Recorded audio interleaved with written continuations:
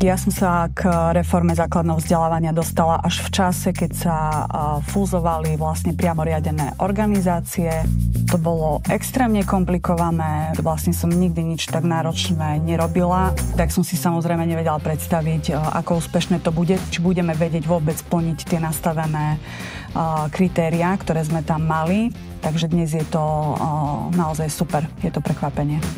Denisa Šukolová bola nominovaná na cenu Úradnícky čin roka pretože sa významným spôsobom zasadila o to, aby na Slovensku prebehla najväčšia reforma základného školstva za uplynulých 40 rokov. Kurikulárna reforma.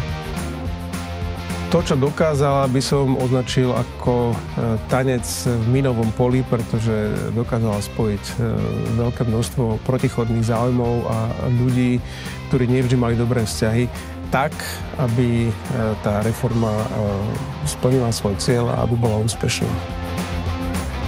Táto reforma je naozaj unikátna, je extrémne ambiciózna, je to veľké. Rieši to vlastne všetky aspekty, nielen toho vyučovacieho procesu, ale celkovo kultúry školy. Na tých zmenách a na tej podpore škôl, aby tie zmeny dokázali vlastne realizovať, pracuje na Slovensku zhruba 1000 odborníkov. Dnes menili sa osnovy, podľa ktorých sa deti učia. Učíme učiteľov, ako potom to učiť inak, učíme ich, ako inak hodnotiť tie výsledky vzdelávania, lebo nechceme, aby deti mali iba veľký objem vedomostí, ale aby sa učili praktické spôsobilosti, ktoré sú dôležité do života. To všetko znamenalo manažovať ten veľký objem vlastne ľudí a nastavovať tie procesy tak, aby sme v rýchlej dobe dokázali efektívne fungovať a čo najlepšie využiť tie zdroje, ktoré nám boli poskytnuté.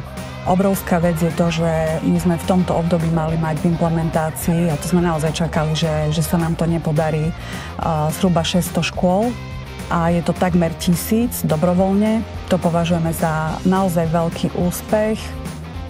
Čo mi robí radosť? Nikdy som nemala pracovnú výzvu, ktorá by mala za tak krátku dobu tak veľký dosah na terén, takže to hovorí za všetko.